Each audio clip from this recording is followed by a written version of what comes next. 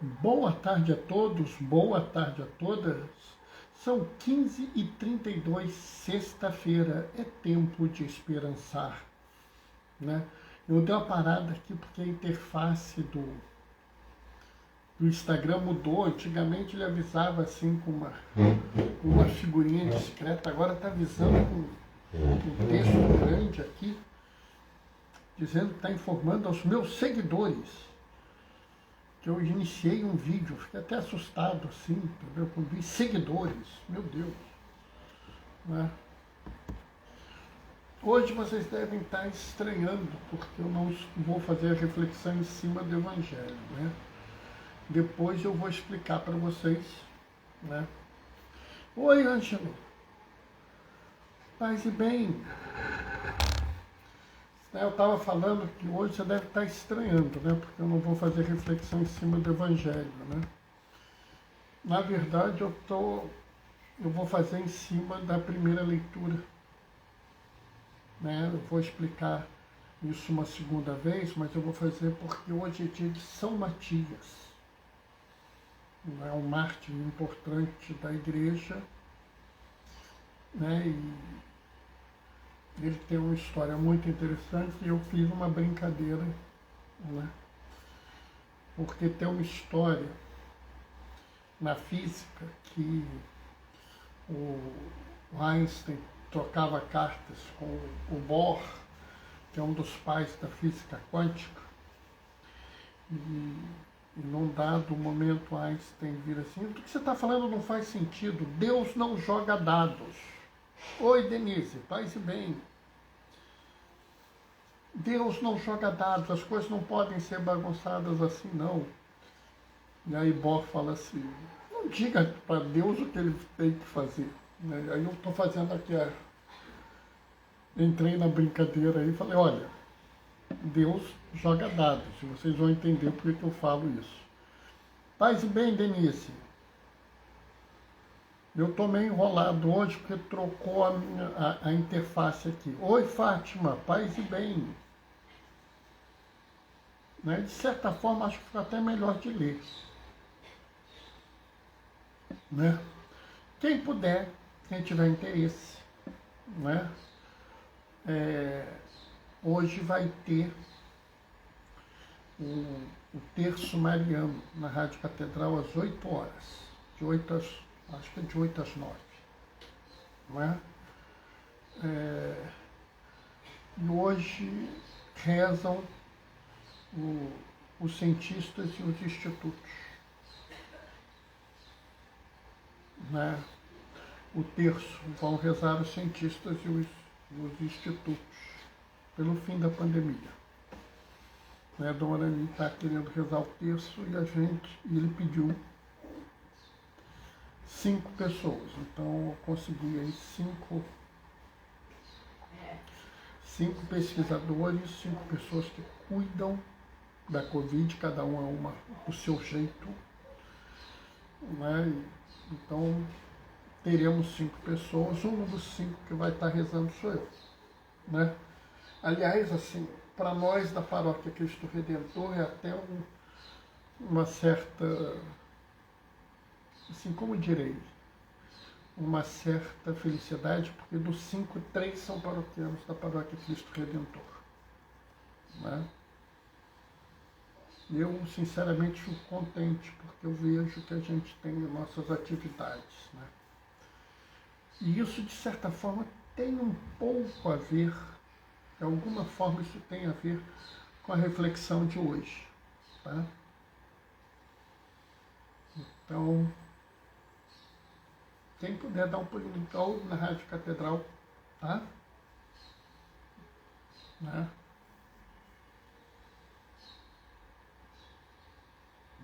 Tá? Quem quiser pode ouvir. Quem puder, porque também às vezes é a hora do almoço, do jantar das pessoas, a hora do jornal, né? Mas quem quiser me acompanhar lá, eu agradeço. Tem alguém ligando para mim agora, mas agora não dá live. Né? Daqui a pouquinho a gente vai começar. Eu sei que vocês estão estranhando que eu estou refletindo sobre o Ato dos Apóstolos hoje, mas é que hoje é dia de São Matias, né? Entendeu? Então, é um momento interessante aí. Dom Arani foi seminarista na minha paróquia em São Paulo. Sério? Você pegou ele seminarista, Fátima?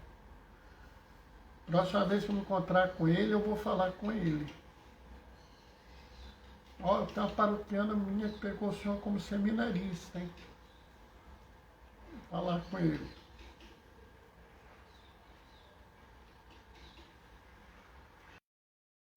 Fomos nós.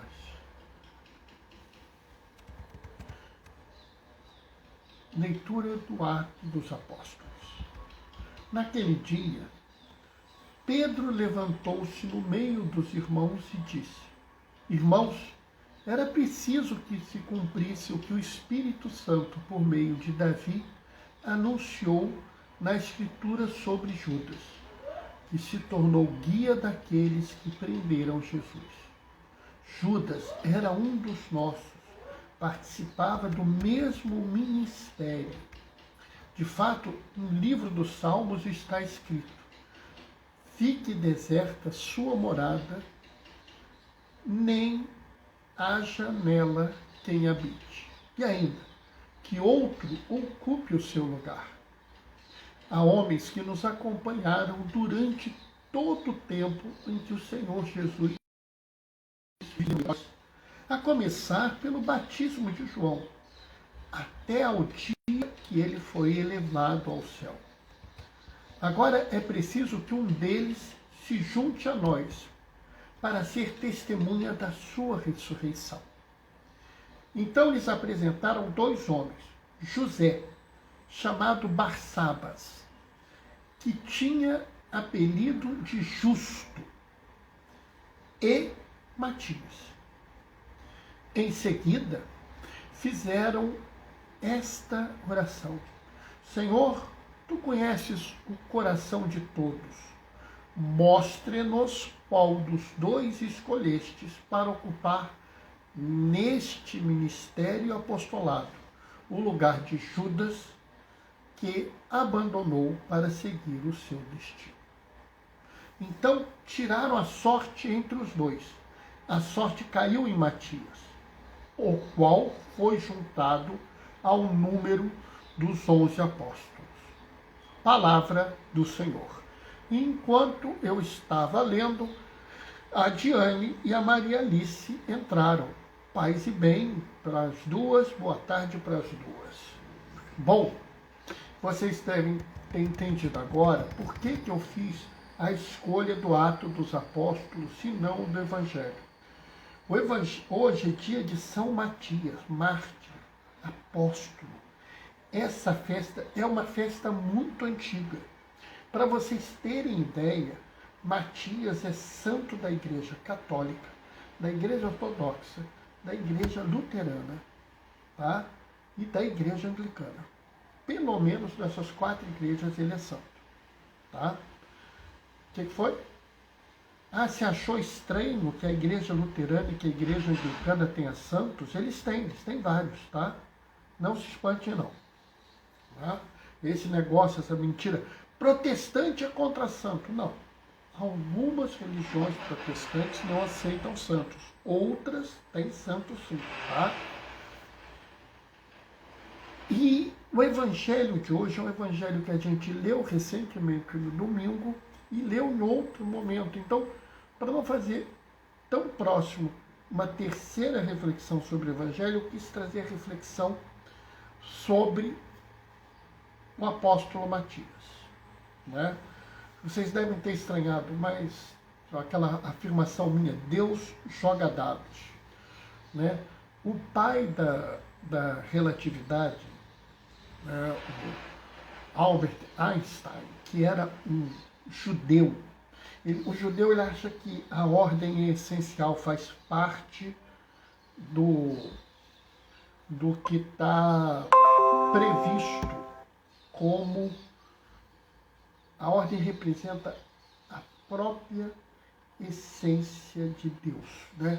O judeu, ele acredita que o universo ordenado faz parte da essência de ter Deus no universo, né? E Bohr, com a física quântica, bagunçava isso, né? E aí, num dado momento, Einstein reclama numa carta com Bohr: Deus não joga dados, então a sua lógica não faz sentido. Ele fala assim: não mande Deus fazer. Não, como é que é? Deus faz o que ele quer, não o que você manda. Interessante, porque Bohr não era religioso.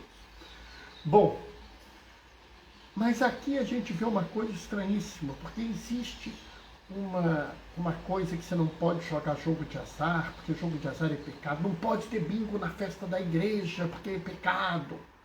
A gente viu os apóstolos jogando a sorte. Eles jogavam dados que eram, na verdade, pequenos ossos dos pés dos animais que pareciam. E eles tinham um jogo que eles faziam.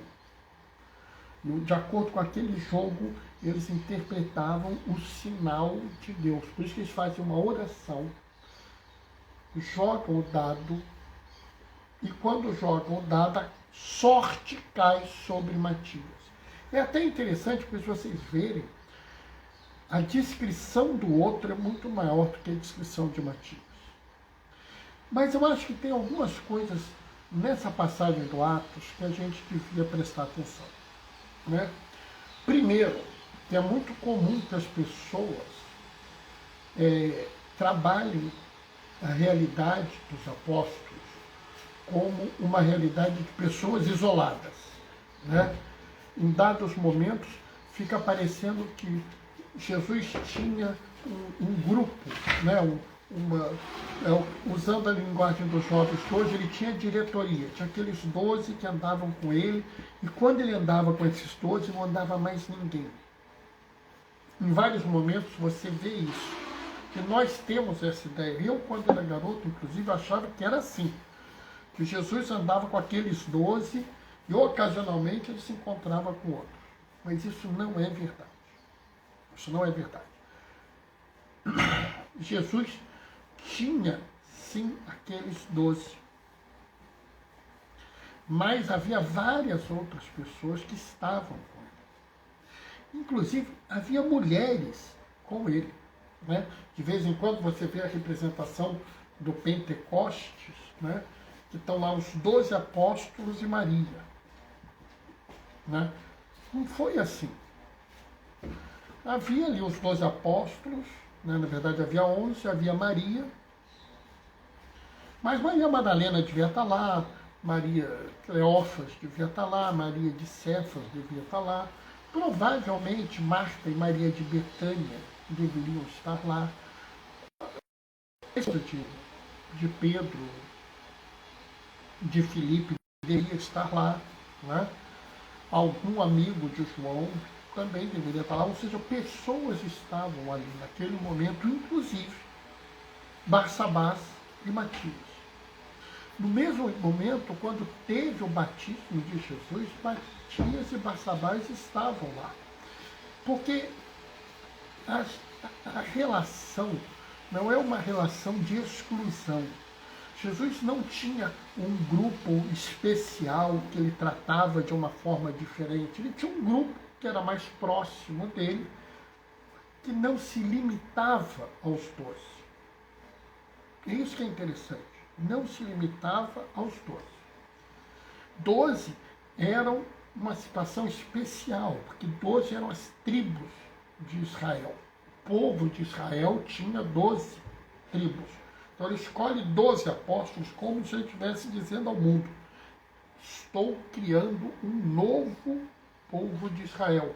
E é muito interessante, porque Judas traz Jesus antes de assumir o papel de apóstolo. Matias entra no lugar de Judas como apóstolo, e Matias, pouco tempo depois, é martirizado. E entra não se escolhe um novo apóstolo, mas surge um novo apóstolo, que é Paulo, e que vai justamente levar a palavra àqueles que não são do reino, do povo de Israel. Né? Me chama a atenção, e me chama a atenção agora me veio isso à cabeça, que a vaga de Judas abre espaço para Matias, mas a vaga de Judas é a vaga que leva o evangelho aos gentios. Né? Tomé também levou aos gentios? Tomé levou, mas Tomé vai na direção de uma comunidade de judeus que existia na Índia. Paulo, ele sai pelas rotas, ele encontra sim comunidades judaicas, né, em Corintos, né, na Tessalônica, sim, mas é diferente. Né? A vaga de Tomé, que é a vaga que é assumida por Tomé, aquele que é o que muitos chamam do descrente, vai para a Índia. Né? O que era o lugar do traidor se torna o lugar de Matias e depois aquele que vai fazer a fala para toda a humanidade. E aí, sabe, é muito interessante a gente refletir por que Matias? Né? Matias assumiu aquele lugar porque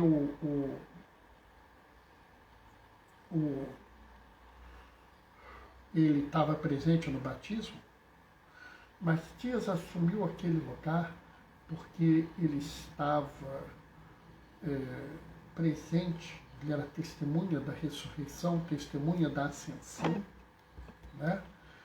Isso é que é interessante. Né? Não é propriamente pela presença dele aqui, ali ou acolá. Ele estava com Jesus, ele caminhava com Jesus. E ele é chamado, é muito interessante essa ideia, porque Pedro fala assim, nós temos o nosso ministério.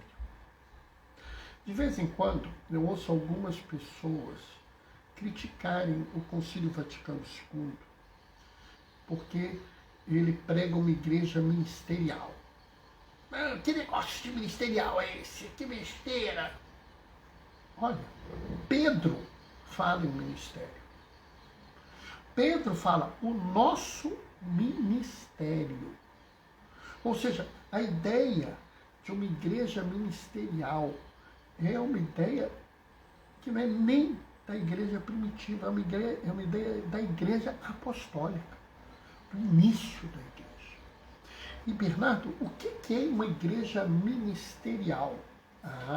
Essa é uma pergunta interessante. Por quê? Porque a gente não entende essa palavra. Né?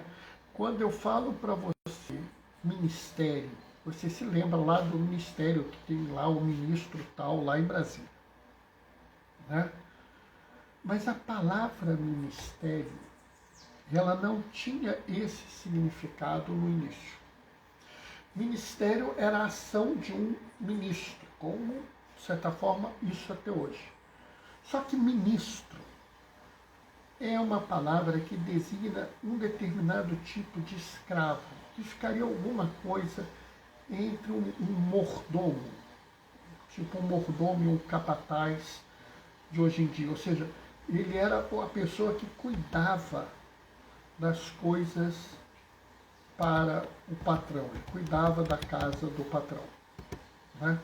Ou seja, assim, ser ministro é você se colocar a serviço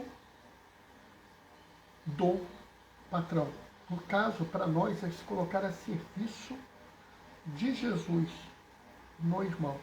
E por isso que nós temos o ministério da comunhão, nós temos o ministério da consolação e esperança.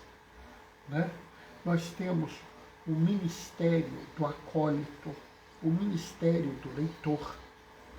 E recentemente o Papa Francisco criou o ministério do catequista, porque ele entende que o catequista se coloca a serviço da sua comunidade, porque ela entende que aquilo é uma ação que ele faz para Jesus.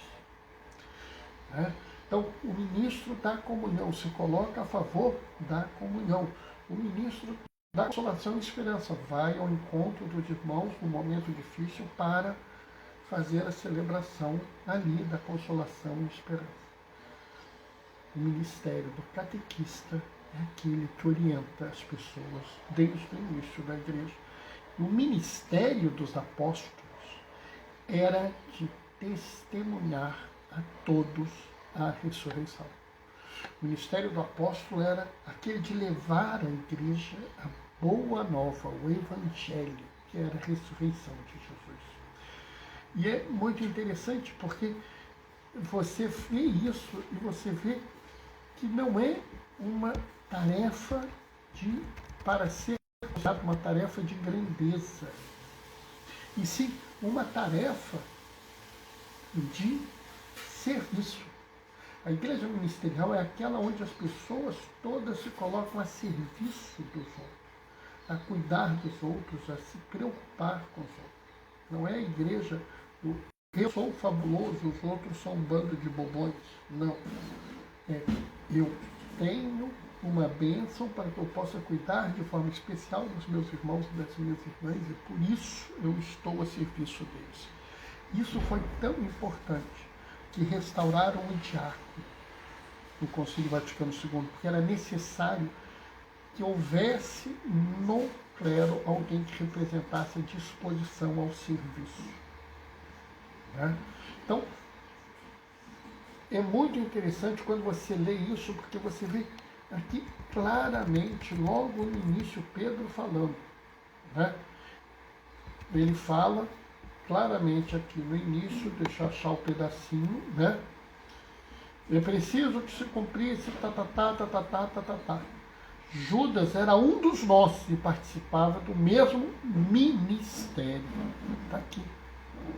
Isso é que eu digo que é importante. Né? E ele, em outro momento, fala do ministério. Né? A igreja, desde o início, se colocava à disposição do serviço. E quando era necessário, ela substituía aqueles que serviam. E se não soubesse como, o que a igreja fazia? Ela sorteava. Jogo de azar não tem problema nenhum. Ele, inclusive, aqui é muito interessante porque eles fazem o sorteio, mas eles fazem uma oração antes. E nessa oração é muito interessante porque ele fala para ocupar neste ministério apostolado. Novamente vem a palavra ministério. Então, será assim que a gente consegue capturar toda a grandeza desse ato? Porque, observe a oração. Senhor, tu conheces os corações de todos. O Senhor sabe quem são. Não precisamos apresentar ninguém para o Senhor. Mostra-nos qual destes. Sabe, a gente às vezes tem que até ter um pouco dessa coisa. O que eu vou fazer? Como é? Pede que o paráclito, o defensor, o espírito da verdade, não é? Mas nunca abandona o ministério de Jesus. Mas o final dela vai ser maravilhoso. Amém? Bom, pessoal, o que eu tinha para pedir, para falar, para refletir com vocês hoje foi isso. Tá? Para quem não acompanhou, para quem não está sabendo, né, dentro do esforço de um mês de oração pelo fim da pandemia, que o Papa Francisco está pedindo, a intenção de hoje é pelos pesquisadores e institutos. Né? E hoje, de 8 às 9, vai ter uma oração, né, o terço mariano na Rádio Catedral, tá? Com pesquisadores e membros de institutos, né, envolvidos com a Covid. Serão 5 pessoas, né? E uma dessas pessoas sou eu, tem outras pessoas, né? E, inclusive, para nós da Paróquia Cristo Redentor, tem 3 paroquianos nossos, né? Então, quem puder dar um pulinho entre 8 e 9 horas, entre 20 e 21 horas, né, 8 horas da noite. Quem puder, quem tiver condição, dá um pulinho, assiste lá, tá? Vem rezar com a gente, né? Quem tiver oportunidade, assiste, ouve também, dá uma pulinho no blog do Caioso, Diaconia da Palavra, blogspot.com, tá? E eu vou me despedir de vocês, deixando a minha bênção e marcando o nosso encontro amanhã, 15h30. Combinado? Tá? O Senhor esteja convosco. Ele está no meio de nós. Por intercessão de São Matias, desça sobre vós e permaneça para sempre a bênção do Deus Todo-Poderoso. Ele que é Pai, Filho e Espírito Santo. Quem puder, fique em casa. Quem precisar sair, usa máscara. Teve oportunidade, pintou a chance, toma a vacina. Tá? Qualquer braço, qualquer vacina é tudo dom de Deus, é tudo para ajudar a humanidade. Tá? Hoje e sempre, glorifiquem o Senhor com a vossa vida. Sigamos em paz. E que o Senhor nos acompanhe. Beijos e bênçãos, pessoal. Até amanhã, 15h30, tamo juntos. Tchau, tchau.